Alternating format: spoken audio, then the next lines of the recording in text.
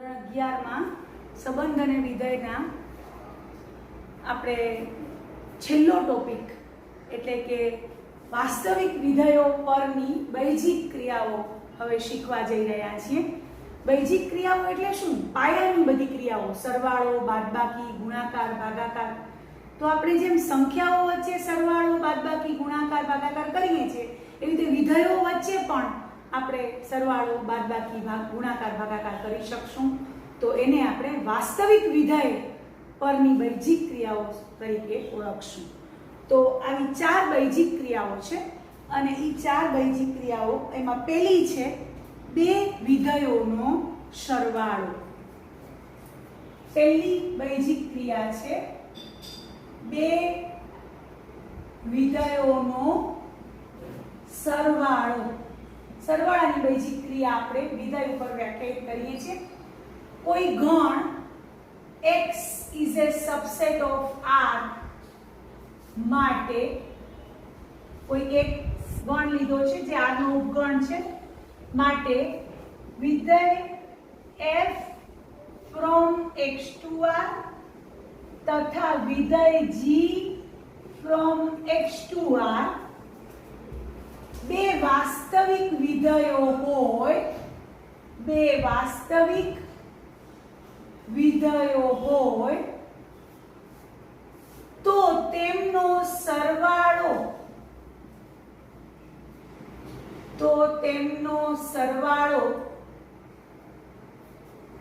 f plus g from x to R મળે। બે વિધેયોનો સરવાળો f plus g અથવા બે વિધેયના સરવાળાથી બનતું વિધેય f plus g પ્રદેશ એનો એક જ રહેશે, સહપ્રદેશ R રહેશે મળે તથા એનું સૂત્ર છે અથવા f plus g આ રીતે વ્યાખ્યાયિત થાય f plus g of x બરાબર fx plus gx પ્રત્યેક x belongs to capital X માટે દ્વારા વ્યાખ્યાયિત થાય છે। બે વિધેયોનો સરવાળો આ રીતે વ્યાખ્યાયિત થાય છે। બંને વિધેયો વાસ્તવિક વિધેયો છે।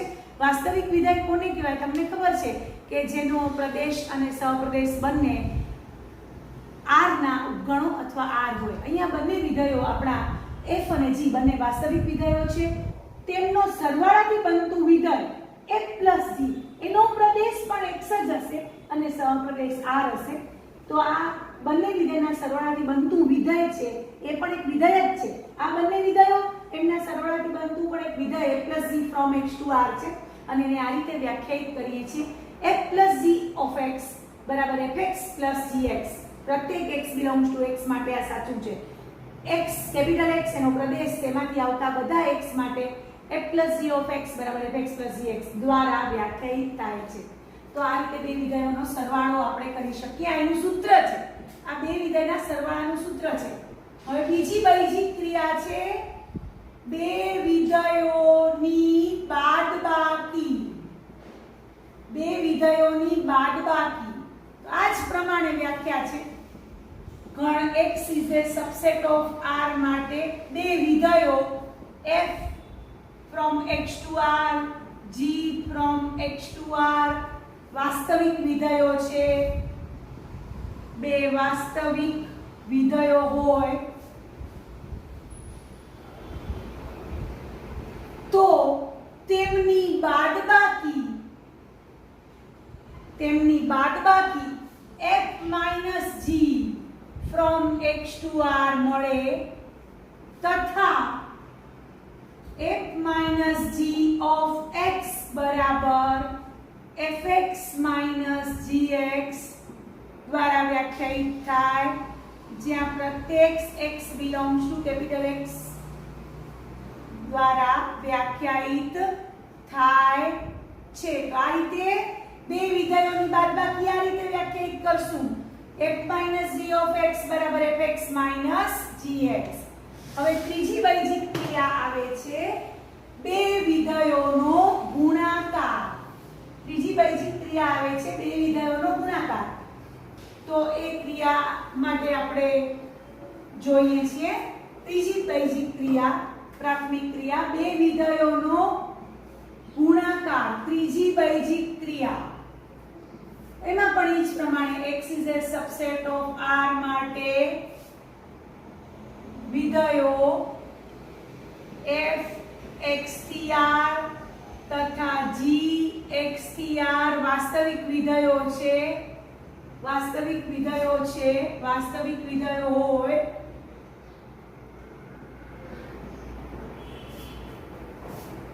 તો f into g બે વિધેયોનો ગુણાકાર તો બે વિધેયોનો ગુણાકાર fg from x to r મળે તથા fg of x બધા કાઉન્ટ્સ જરૂરી છે બરાબર fx into gx પ્રત્યેક x belongs to capital X માટે દ્વારા વ્યાખ્યાયિત થાય છે બે વિધેયોનો ગુણાકાર આ રીતે વ્યાખ્યાયિત થાય છે fg of x બરાબર fx into gx હવે ચોથી બેઝિક ક્રિયા છે બે વિધેયોનો ભાગાકાર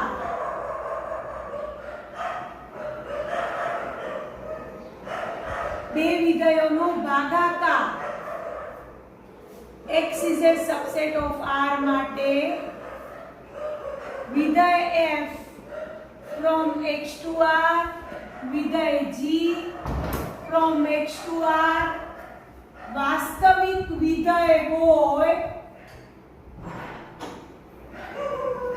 તો બે વિધેયોનો ભાગાકાર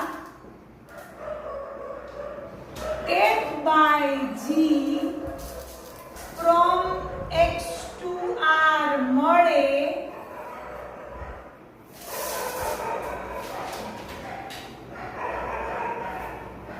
જ્યાં x belongs to capital X માટે gx is not equal to 0 આ ખાસ યાદ રાખવાનું છે બે વિધેયોનો ભાગાકાર ચોક્કસ f by g from x to r મળે પણ એવો x કેપિટલ X માં આવેલા હશે એવા સ્મોલ x કેપિટલ X માં આવેલા હશે જેના માટે gx નું મૂલ્ય 0 ન થતું હોય 0 થતું હોય એવા આવેલા નહીં હોય ફરીથી f by g from x to r મળે જ્યાં એવા x belongs to capital X માટે gx is not equal to 0 એટલે પ્રદેશમાં એવા x રહેલા છે જેના માટે gx નું મૂલ્ય 0 નહીં થાય આવેલું મળે તથા f by g of x બરાબર fx by gx જ્યાં બાજુમાં લખશું gx is not equal to 0 ખાસ યાદ રાખવાનું છે કારણ કે છેદ 0 થઈ જાય તો આપેલું વિધેય અવ્યાખ્યાયિત બની જાય દ્વારા વ્યાખ્યાયિત થાય છે એટલે ખાસ યાદ રાખજો કે ભાગાકાર બે વિધેયોના ભાગાકારમાં છેદમાં આવેલું વિધેય હંમેશા શૂન્યતર લેવાનું છે યાદ રાખવાનું છે અથવા પ્રદેશમાંથી એવા x કાઢી નાખવાના જેના માટે gx નું મૂલ્ય 0 થતું હોય અથવા પ્રદેશમાં એવા x લેવાના જેના માટે gx શૂન્યતર થતું હોય તો આપણે એક્ઝામ્પલમાં આ શરત યાદ રાખશું ખાસ કે છેદ 0 થવો જોઈએ નહીં તો હવે આપણે લઈએ છીએ એક્ઝામ્પલ આ ચાર બેઝિક ક્રિયાઓ આપણે શીખ્યા હવે આપણે આપણા પ્રત્યેના ઉદાહરણમાં એક્ઝામ્પલ આપણે કરવા જઈ રહ્યા છીએ ઉદાહરણ નંબર 16 ઉદાહરણ 16 આ ક્રિયાઓ શીખવ્યા પછી ઉદાહરણ 16 આપણી NCERT ની બુકમાં 11 ની બુકમાં છે તો એ આપણે કરવા જઈ રહ્યા છીએ તો ધ્યાનથી બધા જોશે ઉદાહરણ 16 આ ક્રિયા આધારિત એક્ઝામ્પલ છે fx બરાબર x² આપ્યું છે gx બરાબર 2x + 1 આપ્યું છે બે વાસ્તવિક વિધેયો છે આ બંને વાસ્તવિક વિધેયો છે તો આપણે શોધવાનું છે f plus g of x, f minus g of x, f into g of x,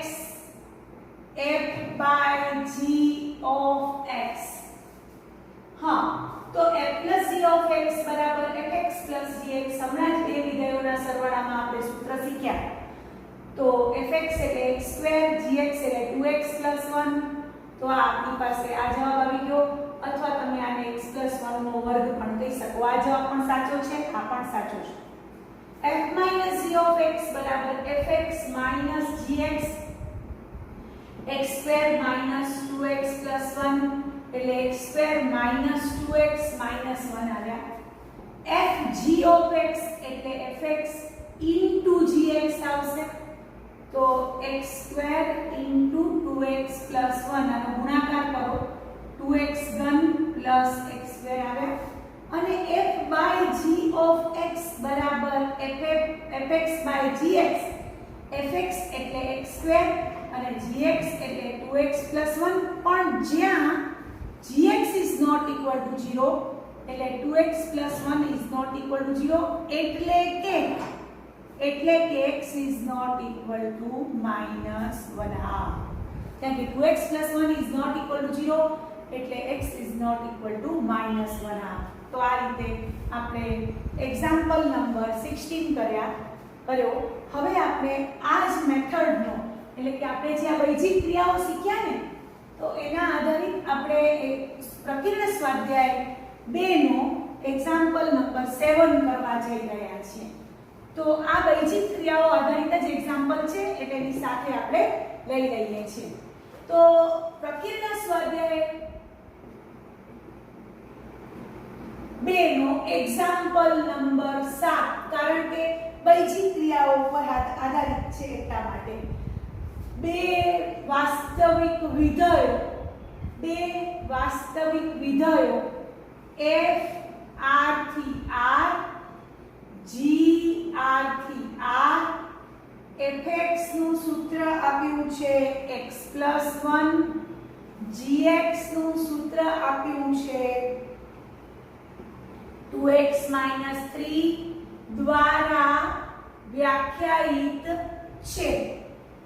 હવે આપણે શોધવાનું છે f plus g of x, f minus g of x, f g of x અને છેલ્લે f by g of x. આ બધું શોધવાનું છે વૈજિક ક્રિયાઓના સૂત્ર દ્વારા. તો અહીં fx gx આપણે પહેલા f plus g of x ની જગ્યાએ લખશું એટલે x plus 1 plus 2x minus 3 બેને 3x minus 2 આ fx f plus g of x આવ્યું. પછી fx minus gx બાદબાકીના સૂત્ર દ્વારા x plus 1 minus 2x minus 3 માઈનસની નિશાની અંદર આપી દઈશું minus 2x plus 3 એટલે 3 ને 4 minus x આવે. હવે fg of x, તો fg of x એટલે fx into gx એટલે બેનો ગુણાકાર કરવાનો, x plus 1 into 2x minus 3 ગુણાકાર. તો બે કૌંસનો ગુણાકાર 2x square minus 3x plus 2x minus 3 એટલે આવશે 2x square minus x minus 3. હવે ભાગાકાર. હવે આપણે ખબર છે f by g of x બરાબર fx by gx. તો fx તમારી પાસે છે x plus 1 અને gx 2x minus 3 છે. આપણે બાજુમાં લખી નાખશું કે જ્યાં 2x minus 3 is not equal to 0 એટલે કે આને આ બાજુ લઈ જાઓ x is not equal to 3/2 અને આમ લઈ ગયા 2 વડે ભાગ્યા. તો આ રીતે આપણે આજે વાસ્તવિક વિધેયો ઉપર વૈજિક ક્રિયાઓ લગાડતા શીખ્યા. અને એક વૈજિક ક્રિયાઓ હતી સરવાળો, બાદબાકી, ગુણાકાર અને ભાગાકાર. એમાં ખાસ ભાગાકારની ક્રિયામાં આપણે યાદ રાખશું કે એમાં છેદમાં જે પદાવલી GX આવે છે એ હંમેશા શૂન્યેતર હશે, એટલે ખાસ ભાગાકારની ક્રિયા માટે આપણે આ પોઈન્ટ યાદ રાખશું. તો આજનો વિડીયો તમને પસંદ આવ્યો હોય તો લાઈક કરજો, શેર કરજો અને મારી ચેનલને સબસ્ક્રાઈબ કરજો. Thank you very much.